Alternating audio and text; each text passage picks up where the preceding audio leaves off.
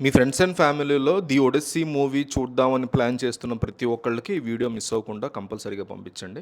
Christopher Nolan తీస్తున్నటువంటి 'Odissi' movie గురించి లేదా ఆ కథ ఎక్కడి నుంచి స్టార్ట్ అవుతుంది అనేది మనం మాట్లాడుకునే దాని ముందు ఒకసారి బ్యాక్ స్టోరీని చూస్తే గనక 'ట్రోజన్ వార్' అని మనం పుస్తకాల్లో చదువుకున్నాము. ఫిఫ్త్ క్లాస్‌లో కూడా ఎక్కడో ఉన్నట్టుంది. అండ్ సినిమాల్లో కూడా చూసాం. 'ట్రాయ్' సినిమాలో చూపించేటువంటి వార్. గ్రీక్ కింగ్స్‌కి ట్రోజన్ సిటీకి మధ్య జరిగినటువంటి ఒక అతిపెద్ద యుద్ధం. అక్కడ ఉన్న ఒక హెలెన్ అనే ఒక యువ వైఫ్, కింగ్ యొక్క వైఫ్, మహారాణి గురించి జరిగిందనేసి చెప్తారు. Spartan wife. ఆ వైఫ్ కోసం జరిగింది. ఆవిడకి సంబంధించినటువంటి ఒక యుద్ధం అని చెప్తారు. సో, ఈ ట్రాయ్ సిటీ ఉంటుంది. ట్రాయ్ సిటీ మీదకి చాలామంది గ్రీక్ రాజులు దండయాత్రకొస్తారు. ఆ ట్రాయ్ సిటీ మీద గెలుపు కోసం దాదాపు 10 సంవత్సరాల పాటు యుద్ధం జరుగుతుంది. అందులో ఒడిస్సీ అనేటువంటి రాజు కూడా ఒక రాజు. మిగతా రాజులు కూడా ఉంటారు, గ్రీక్ రాజులు. ఎన్నో ప్రయత్నాలు చేస్తారు. ఆ ట్రాయ్ సిటీ చాలా భారీగా ఉంటుంది. ఆ గోడలు చాలా ఎత్తుగా ఉంటాయి. మనం 'గేమ్ ఆఫ్ థ్రోన్స్‌లో' చూపించినట్టు. అసలు ఆ సిటీలోకి ఎంటర్ కూడా అవ్వలేకపోతారు.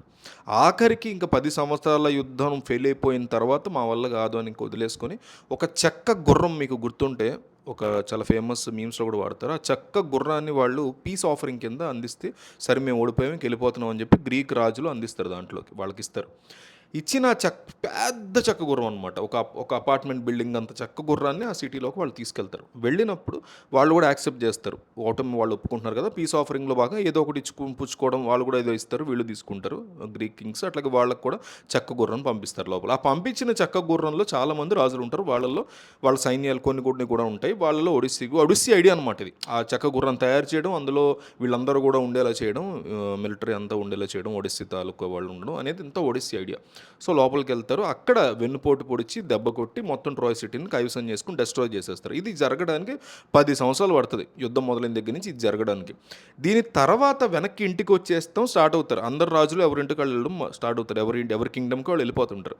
ఆ వెళ్ళిపోతున్న క్రమంలో ఎవరికి వాళ్ళు బాగానే వెళ్ళగలుగుతారు, కానీ ఒడిస్సీకి మాత్రం ఓషన్ వల్ల కానీ, రకరకాల కారణాల వల్ల కానీ విపరీతమైన ఆబ్స్టికల్స్ వస్తాయి. అంటే ఇదంతా ఒక మైథాలజీ, గ్రీక్ మైథాలజీ హిస్టరీలోంచి కలిపినటువంటి ఒక కథ. ఎవరో రాశారు, రైటర్ పేరు మర్చిపోయా.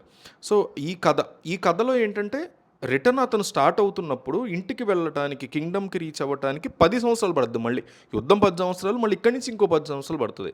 ఈ 10 సంవత్సరాల యుద్ధము, ఆ తర్వాత ఇతను రిటర్న్ అయ్యేటప్పుడు 10 సంవత్సరాల టైంలో ఏం జరిగింది. సో, సెకండ్ 10 సంవత్సరాల గురించి ఈ ఒడిస్సీ మూవీ ఉండబోతుంది.